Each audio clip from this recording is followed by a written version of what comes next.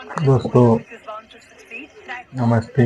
मैं राहुल वरगट और आप सभी का स्मृति से श्री अरुण डोमाजी वरगट प्रतिष्ठान में आप सभी का हार्दिक स्वागत है और आपको सभी को मंगल कामना और साधुवाद।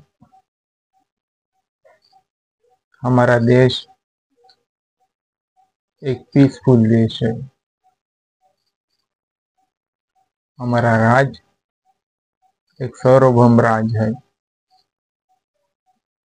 हमारे पीपल्स सब कुछ है। हम कुछ होते हुए भी हम कुछ नहीं है और हम कुछ होते हुए भी सब कुछ है। हमारा मणिपुर मई 2024 से कंटिन्यूस क्राइसिस होती चली आ रही है और अंतिम कार हमारे जो वहाँ के गवर्नर है बीरेन सिंह, उन्होंने रिजाइग्नेशन दे चुके हैं। फिर इस रिजाइग्नेशन के बाद क्या स्टेट गवर्नमेंट और यूनियन गवर्नमेंट, जो यूनियन गवर्नमेंट है वो अपटेक रूल्स ले लेंगी। दो कम्युनिटीज कुकी एंड जू कंटिन्यूस वहाँ पे क्राइसिस हो चुकी है। इस मुद्दे से आने से पहले मैं ये कुछ बात कह दूं जो कि एक अहम है। एक दो दिन पहले मुझे एक लड़के ने कहा कि मुझको बोले लेक्चर सुनना अच्छा नहीं लगता। बोले सच में किसी किसी को अच्छा नहीं लगता है लेक्चर सुनना, औरत रहे आदमी रहे जो कुछ रहे। तो मैं उनसे यही रिक्वेस्ट करूं कि हमारे स्कूलों में कॉलेज में लेक्चर ही देते हैं तो अपने बच्चों को बच्चियों को स्कूल जाना बंद करवा दे। और सच में आपको लेक्चर सुनना अच्छा नहीं लगता है, मत सुनिए किसी किसी की, पर अच्छे प्रोफेसर की तो सुनो। शायद हमें टॉकीज में जाना 3 तास बैठना अच्छा लगता है, पर किसी अच्छे प्रोफेसर की आधा 15-20 मिनट बात सुनना हमारे कानों को बहुत दर्द देती है। ऐसी हमारी सोच हो चुकी है। लो पॉइंट पे जाना अच्छा लगता है, पर अच्छे प्रोफेसर की स्पीचेस, अच्छी गाइडलाइन सुनना हमारे जान पे आ जाता है। सबकी चॉइस होती है, आप सब अपनी चॉइस से रहते हैं। हमारा मणिपुर अब डायरेक्ट सेंट्रल यूज पावर होंगी आर्टिकल 18 के तहत। Article 355, 355, 356, article 174 sub clause A of part 6 specific प्रावधान है राज्य के लिए।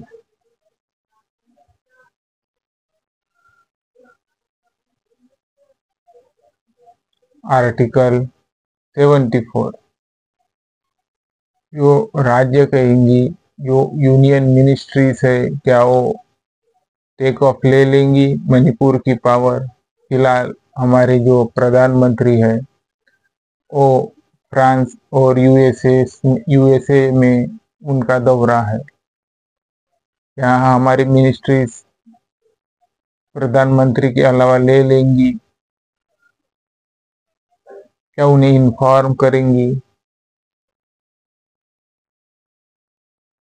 स्टेट ऑफ इमरजेंसी लगना किसी भी राज्य के लिए, देश के लिए अच्छा नहीं है। भारत जैसे राज्यों के लिए कतई नहीं।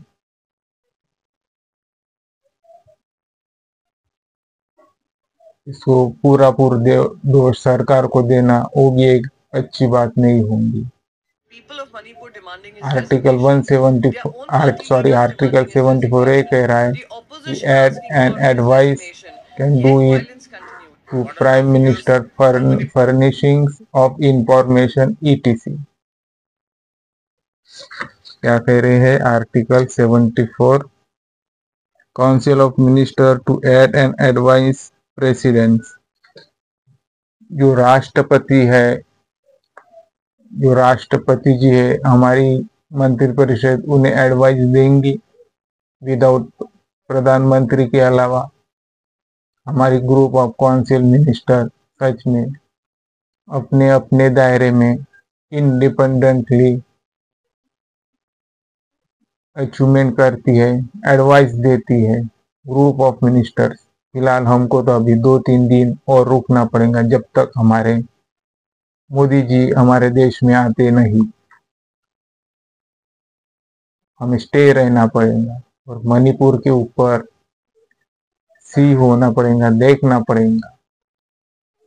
हमने इंदिरा जी के ऊपर बहुत क्रिटिसाइज किया।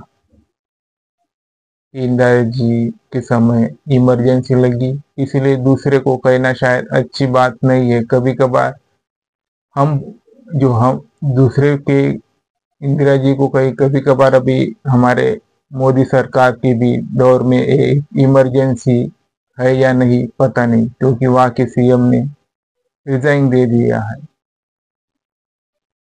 कुछ हिस्टोरिकल में फिगर्स बता दूं आपको। फर्स्ट इम्पोज जो हुई थी हमारे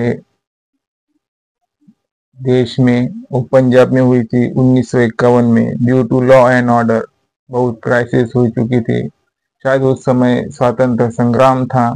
देश का बंटवारा लगभग कुछ सालों पहले ही हो चुका था, शायद उसका भी कुछ असर हो सकता है।